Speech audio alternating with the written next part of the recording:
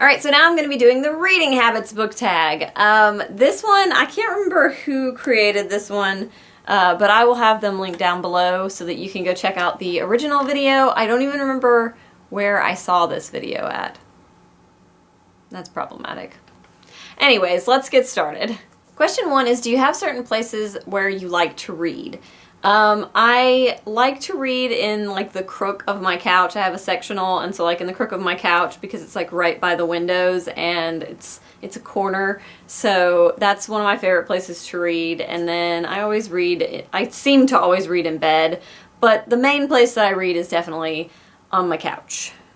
Question 2 is, do you use an actual bookmark or just a random piece of paper?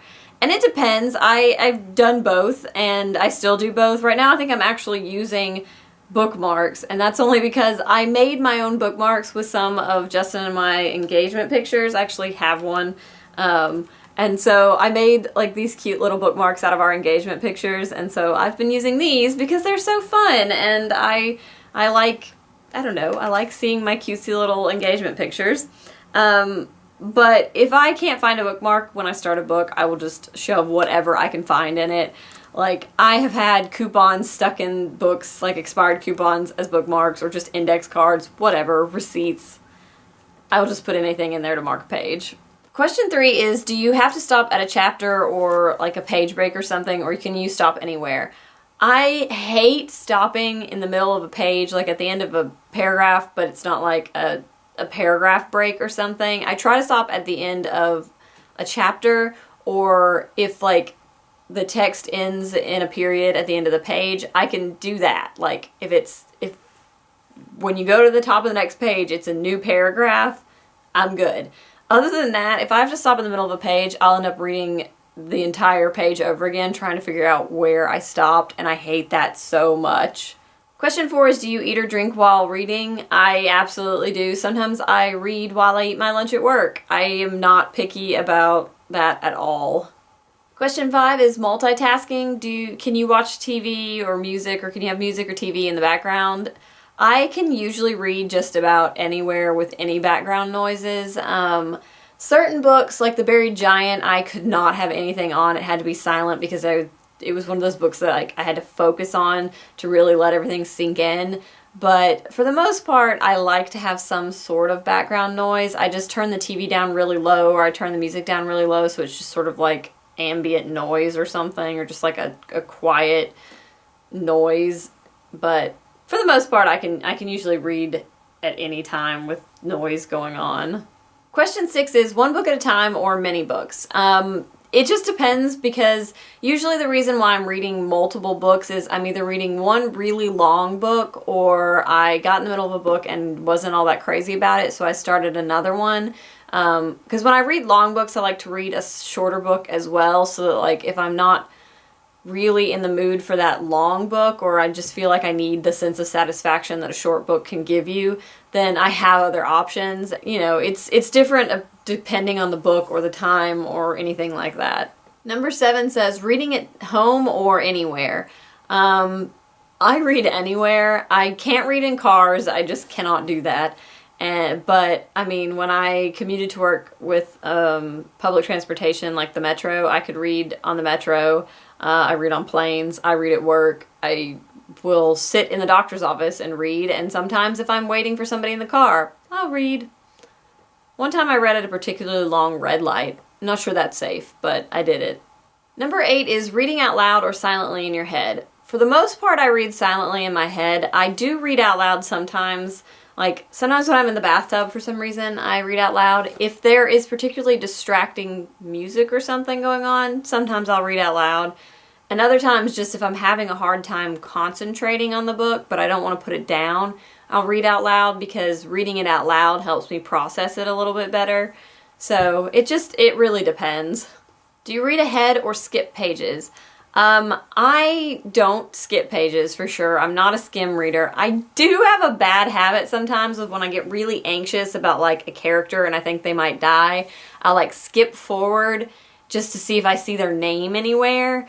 And that's burned me a couple of times because I ruined something for myself in the T rows by doing that, and because what I saw was like a turning point moment, and then I was mad, and I was mad about what had happened, and so then I like didn't really want to keep reading, but I did. So I'm trying not to do that because obviously that can be very problematic, but I do that sometimes. Sometimes I skip forward just to see if the character lived or died, but for the most part, I don't skip, and I never like skip pages. Like I'll go back and read from the point I was until, you know, the end of the book, but yeah, sometimes I do cheat and look ahead. Question 10 is breaking the spine or keeping them new.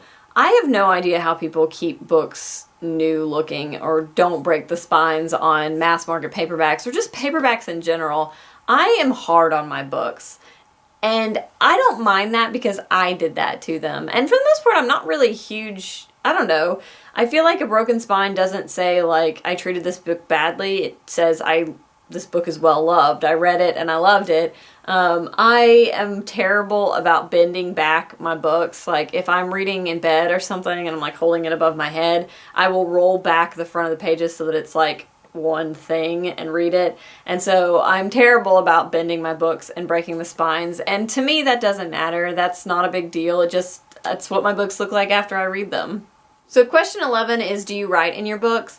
And I don't write in them as much as I used to. I will highlight particular quotes or like put little brackets and write something out beside sometimes if like I really like it and I'm like, I want to remember that. I want to be able to find it again. I will do that. There are some books that I have written in quite a bit. A lot of the books from school I did because my English teacher in 11th and 12th grade required us to write in books to sort of make notes. She would let us put sticky notes if we wanted to, but I just wrote in them. And then Justin and I, the book Unlikely Disciple, this is a good example of it. We both read this and we would comment, so it's like there's his comments and then I'm trying to find one where I wrote. He wrote more than I did. See, there's like where I highlighted and then there's some comments over here from me. So yeah, I mean, I don't write in them. Like most fiction books, I don't really write in, but sort of some of the classics or like this one is a nonfiction and it had some really thought-provoking things in it. So this was one I wanted to remember a lot more. Number 12 is who do you tag? And I will put those over here because I didn't look and see who hasn't done this video yet. So yeah, if your name is over here, you are tagged. That was weird. Okay, yeah. Alright, so that was the reading habits tag. I always think it's fascinating like how people's reading habits vary because I know just between me and Justin, our reading habits are very different. He can stop anywhere and still pick up and remember where he was reading. It just makes me crazy. I wish I could do that. That'd be great, but I can't. I just can't. Anyways, so I will see you guys next time. I hope you're having a wonderful week, and yeah, bye!